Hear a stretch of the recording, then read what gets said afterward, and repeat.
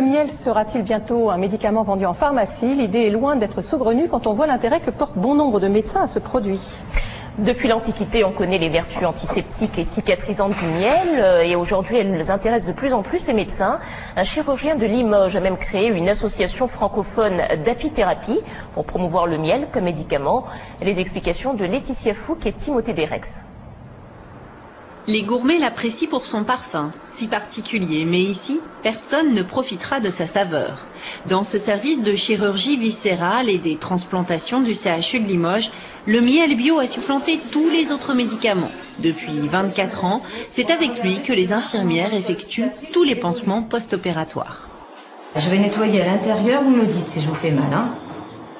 Ça va pour l'instant ? Il y a quelques mois, cette patiente a subi une colostomie, une ablation partielle du côlon. Hier, les chirurgiens ont pu rétablir sa continuité digestive. Appliqués dès le lendemain de l'opération sur cette plaie ouverte, les pansements au miel vont permettre d'accélérer la cicatrisation. On n'a pas besoin de remplir la cavité.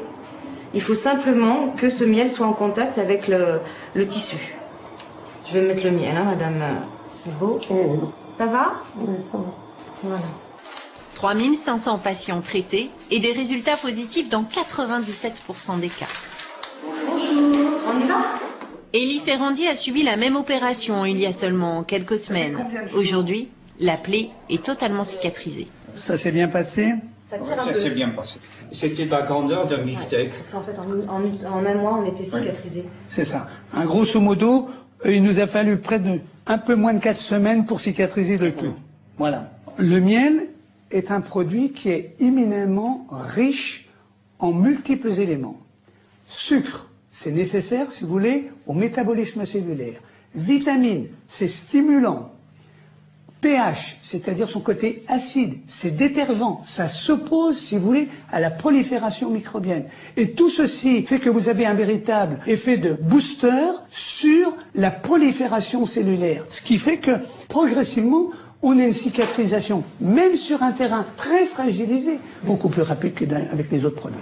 2 fois plus rapide et surtout beaucoup moins cher. 10 € le kilo quand les produits équivalents issus de l'industrie pharmaceutique atteignent les 30 € pour 10 grammes. Mais attention, pas question d'utiliser n'importe quel miel bio. L'hôpital en teste régulièrement. Il faut s'assurer de sa bonne qualité bactériologique, c'est ce que nous faisons par l'intermédiaire de cet examen.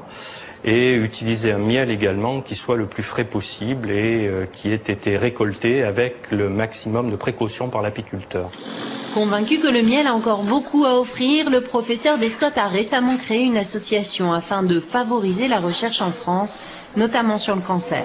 Le miel a aussi d'autres propriétés qui nous intéressent, à savoir son rôle dans la stimulation de l'immunité naturelle.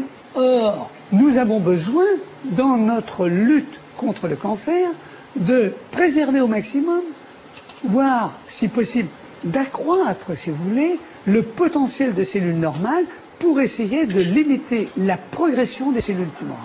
Dès qu'il sera rejoint par d'autres confrères, le professeur Descott se donne quelques mois pour publier ses premiers résultats.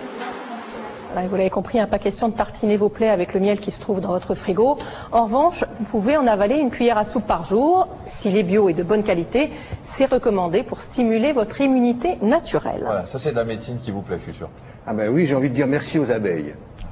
Parce que c'est formidable. La nature est une grande fée. Elle fait des choses épouvantables, mais elle fait des trucs pas mal aussi.